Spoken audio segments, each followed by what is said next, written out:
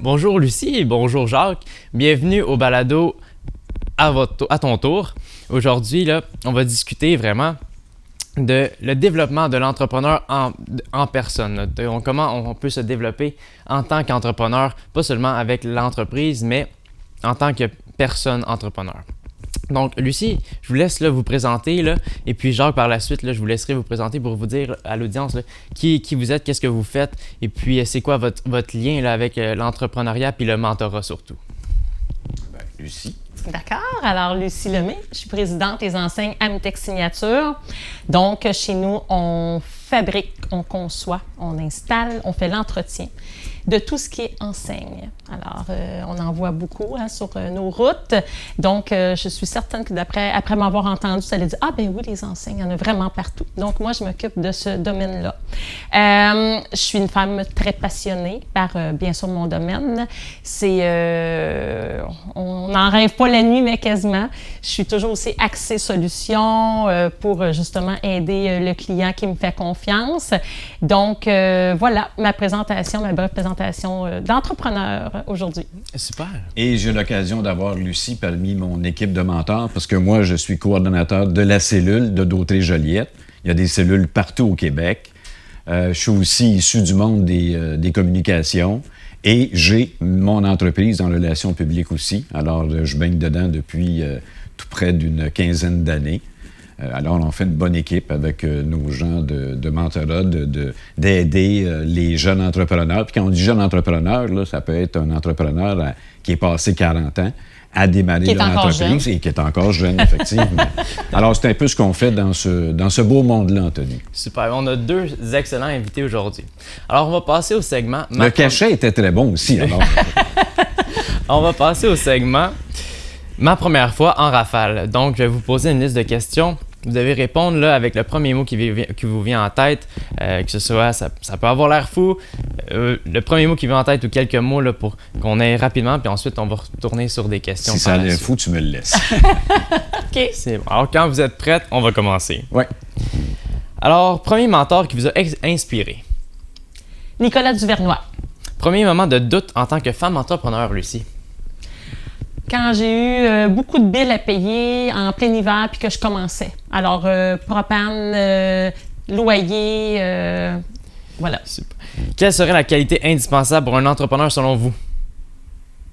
La résilience. Je vais dire en français, croire au processus. Ouais. OK. Premier échec transformé en leçon, Lucie? Je dirais...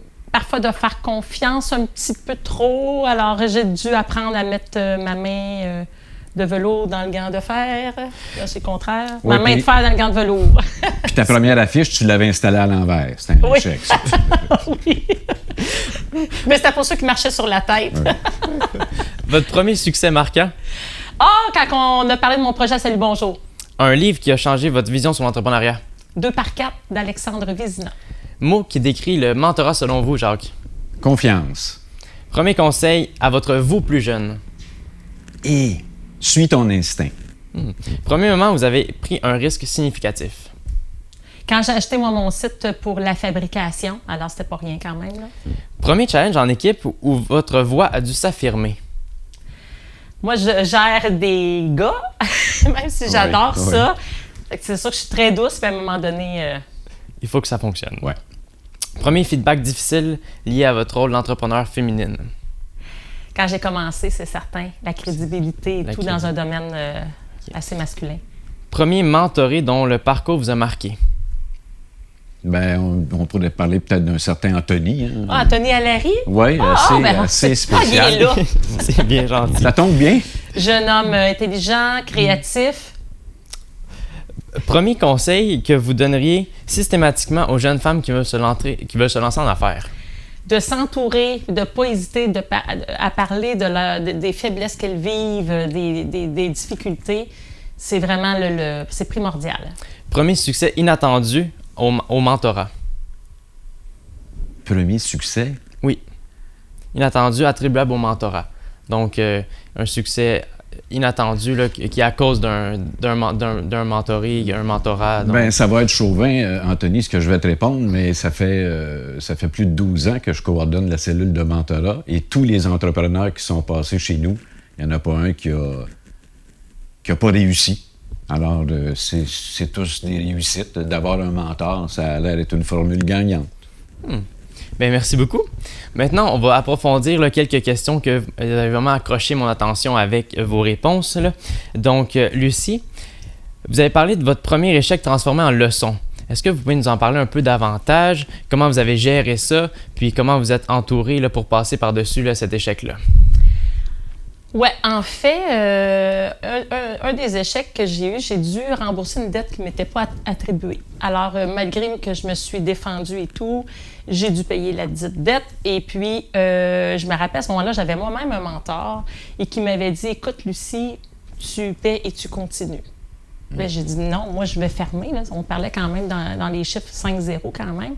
Et il m'avait dit « Non, tu vas payer puis tu vas continuer. » Et moi, dans ma vie, j'étais quelqu'un parce que l'entrepreneuriat m'a montré à lâcher prise. Et souvent, sans ressasser le passé, souvent on regarde ce qu'on fait, c'est correct, ça nous donne des leçons pour le futur, mais j'apprends énormément à lâcher prise et à regarder l'instant présent et en avant. Alors, depuis ce moment-là, là, ça m'a vraiment encouragée à dire, écoute, règle ce que tu as à régler, là, puis continue. Regarde en avant. Crois au processus. Crois au processus. Oui. Bien, merci. Le premier livre qui a changé votre vision de l'entrepreneuriat, qu'est-ce que vous avez appris de ce livre-là? Puis si vous pouvez le renommer pour l'audience. Oui. Alexandre Vézina va être content. 2 par 4. Alors, c'est un livre où on parle vraiment d'entrepreneuriat, mais terrain. Il n'y a pas de blabla pour rien. C'est vraiment ce que l'on vit. Puis des fois, on vit des choses qu'on se dit, coudonc, je suis seule qui vit ça, on n'ose pas en parler. Puis là, tu lis, puis tu fais, ah ben... C'est pas mal ça que je vis, moi aussi. Tu te reconnais. Exactement ça. ça. La même chose que quand on se voit entre entrepreneurs puis qu'on partage, on réalise souvent, comme on dit, c'est pas les mêmes chiffres, peut-être, mais c'est souvent les mêmes difficultés. Jacques, une question qui est plus orientée pour vous. Là.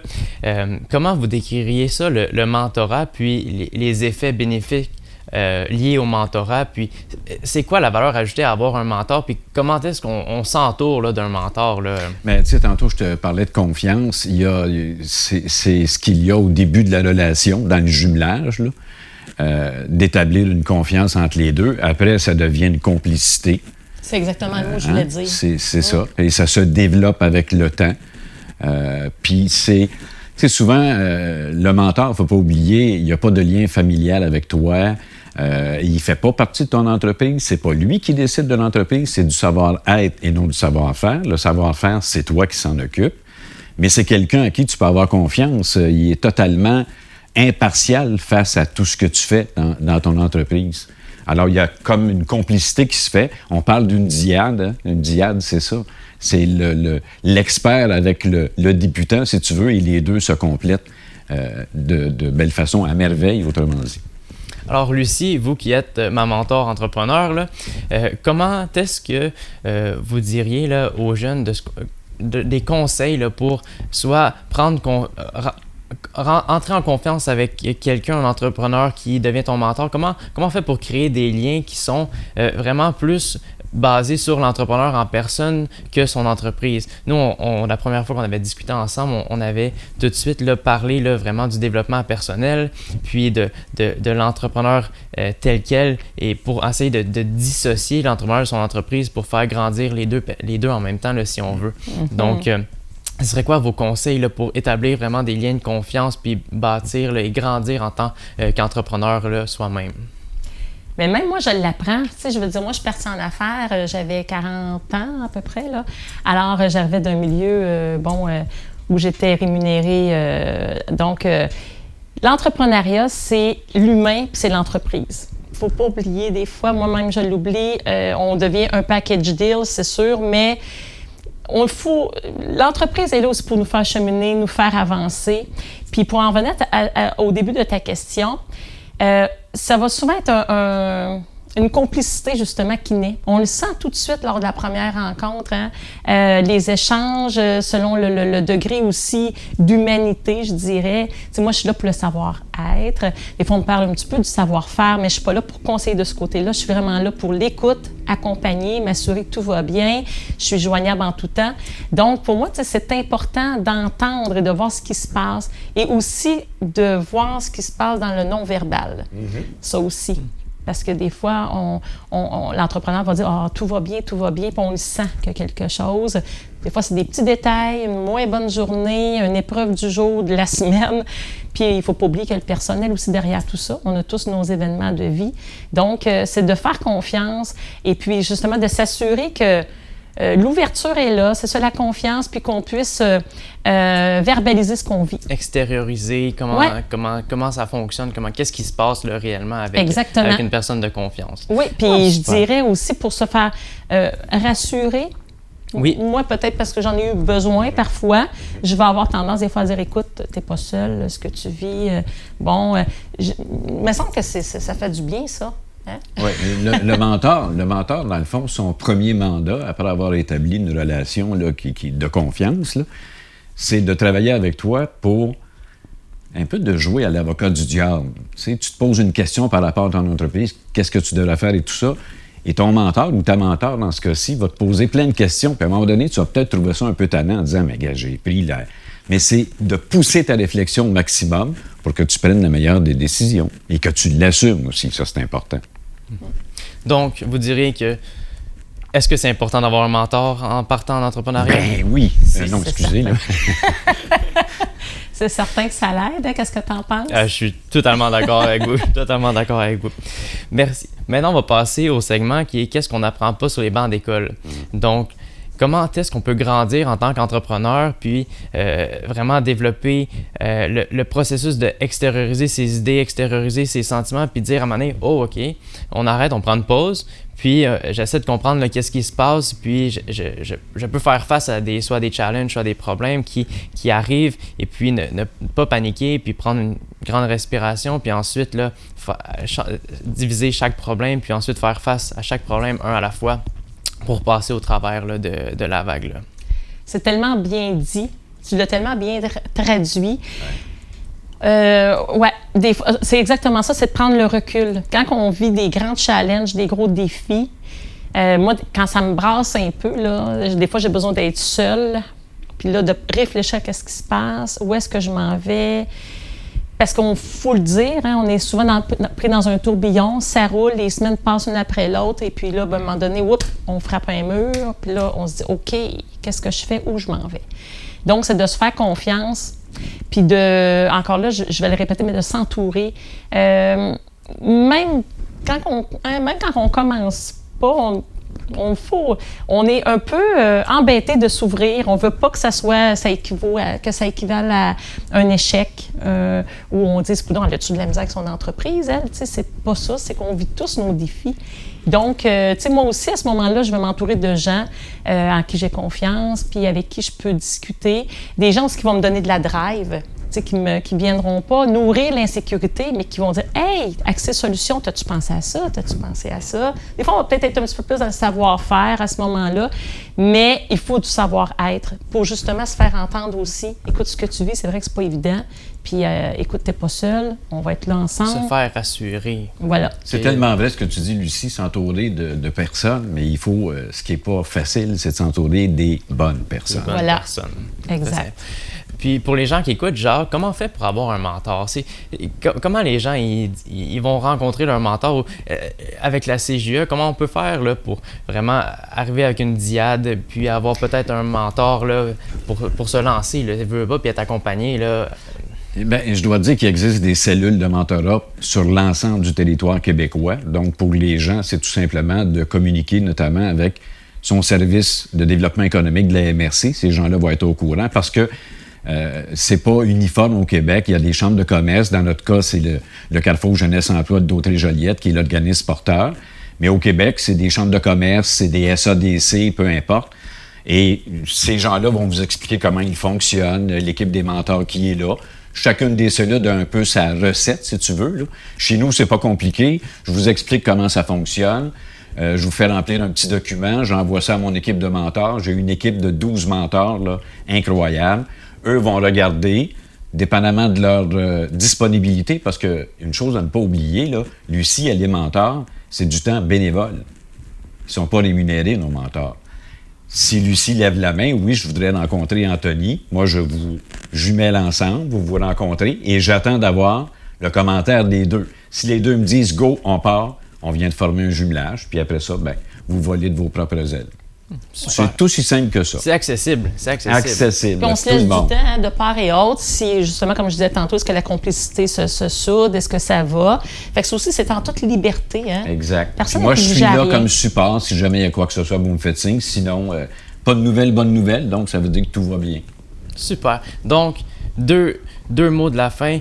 Qu'est-ce qui serait le plus important à faire pour s'entourer d'un mentor?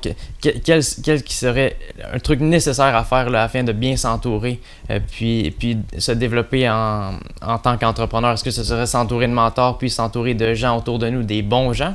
Est-ce que vous serez d'accord avec le fait qu'avoir un bon mentor puis avoir un bon cercle autour de nous, c'est bénéfique tant en tant qu'entrepreneur personnel puis en tant aussi qu'entrepreneur qui gère une entreprise?